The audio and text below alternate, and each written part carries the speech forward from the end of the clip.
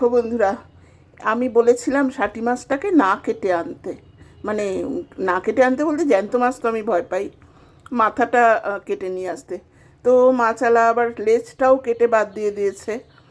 মাছগুলো ছোট হয়ে গেছে, আর একটু বড় হলে এটা রোল করতে সুবিধা হয়। যাই হোক, আজকে আমি টাকি মাছের পুর করব। তো এটা এইভাবেই ও কেটে দিয়েছে। এটাকে আমি এখন এই নোড়াটা দিয়ে একটু থেতো করব, যাতে কাঁটাগুলো আলগা হয়ে যায়, আর এটাও একটু পাতলা হয়ে যাবে। এইভাবে একটু ছ্যাঁচো করে, তাহলে একটু পাতলা হবে। আস্তে আস্তে করতে হবে, এটা একটু ধৈর্য নিয়ে করতে হবে। দেখো বন্ধুরা, এই যে এরকমভাবে, এর থেকে আর পাতলা করা যাবে না। এই যে মাছটা এরকম পাতলা হয়ে গেছে, তাহলে এর ভেতরে আমার পুরটা ভরতে সুবিধা হবে। কিন্তু যদিও এটা ছোট হবে, এরকম বড় বড় মাছ হলে খুব ভালো হয়। তো যাই হোক, আর কি করা যাবে, যেটা পেয়েছে সেটাই তো আনবে। তো চলো তাহলে এইভাবে সবকটাই করে নিই। তো বন্ধুরা, হয়ে গেল আমার মাছটা থেতো করা। এই যে ঠিক উল্টো পাশটা এরকম, এই যে পাতলাটা এরকম। সাইজটা মানে আর একটু বড় হলে খুব ভালো হতো। যাই হোক, এখন আমাদের এখানে এই মাছটা খুব একটা অ্যাভেলেবেল না, সেই জন্য এইটাকে এখন আমি কিভাবে করব তোমাদের এরপরেটা দেখাচ্ছি। এটাকে এখন রেডি করলাম এইভাবে, ঠিক আছে, এরপরে করছি। তো বন্ধুরা, আমি এর ভিতরে দেওয়ার জন্য এই যে সর্ষা বেটে নিয়েছি। এটা আর দেখালাম না তোমাদের। সর্ষা, কাঁচা লঙ্কা পেস্ট, একটু নুন দিয়ে সর্ষা কাঁচা লঙ্কা পেস্ট, আর এই যে পেঁয়াজ কুচি করে নিয়েছি, আর একটু ধনেপাতা বাটা। এবার এটার ভিতরে, পেঁয়াজ কুচিটার ভেতরে এখন সর্ষে বাটা দিয়ে সব, মানে আরও কি মশলা দিয়ে দেখাচ্ছি তোমাদের। পেঁয়াজ কুচির ভিতরে এখন একটু লবণ দিচ্ছি, অল্পই দেব, কেননা সর্ষে বাটার ভিতরেও লবণ আছে, মাছেও আমি নুন হলুদ মাখিয়ে নিয়েছি। মাছগুলো ঠিক এই পিঠেই মশলাটা দিতে হবে। আর দিয়ে দিচ্ছি সামান্য হলুদ, আর দিয়ে দিচ্ছি খুব সামান্য একটু তেল।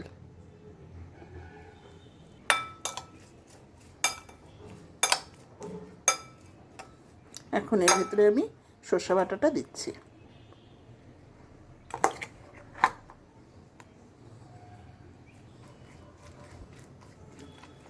এখন এতে আমি আর একটু ধনেপাতা বাটা দিচ্ছি।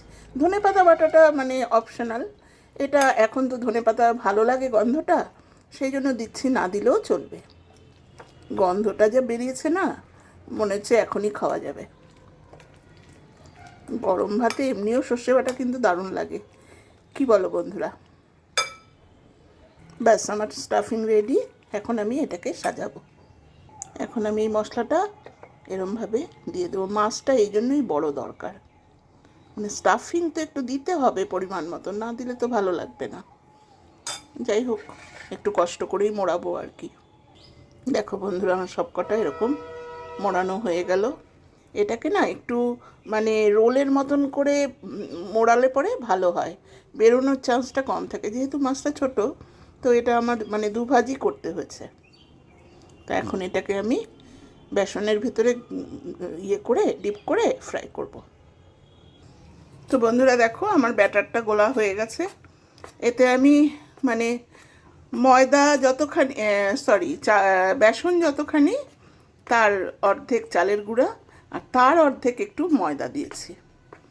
আর এর ভিতরে একটু গোলমরিচের গুঁড়া, নুন হলুদ, আর একটু ধনেপাতা বাটা। ব্যাস, ধনেপাতা বাটাটার ভিতরে কাঁচা লঙ্কা আছে, অবশ্যই একটু ঝাল ঝাল হবে যাতে, সেই জন্য দেওয়া। তো এই যে থিকনেসটা একটু মোটা করে হবে, মাছটার গায়ে লাগতে হবে। তো কড়াই বসিয়ে দিয়েছি, আর এটা ভাজবো হচ্ছে সর্ষের তেলেই, যেহেতু মাছ একটু ডুবো তেলেই ভাজতে হবে। মাছ ভাজার সময় আমি তেলে সবসময় একটু নুন দিয়ে নিই, যাতে না লেগে ধরে। তেল আমার গরম হয়ে গেছে, এখন আমি মাছটা ব্যাটারে ডুবাচ্ছি। এই যে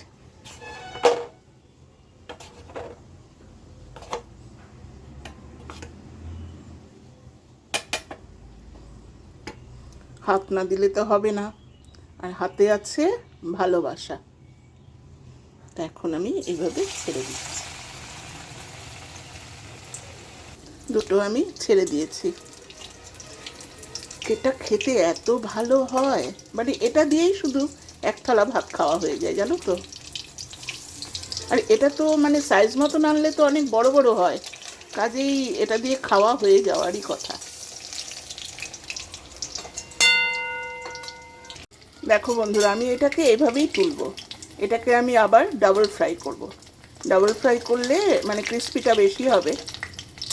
আর এখনও তো সবাই খেতে বসেনি, গরম গরম আরেকবার ভাজতেই হবে, সেই জন্য আমি এটাকে এভাবেই তুলে নিচ্ছি। বন্ধুরা, আমার ডাবল কোটিং ভাজাও শেষ। এই যে তোমাদের ডাবল কোটিং ভাজাটা আর দেখালাম না, এই যে ঠিক এরকম হয়েছে লুকটা।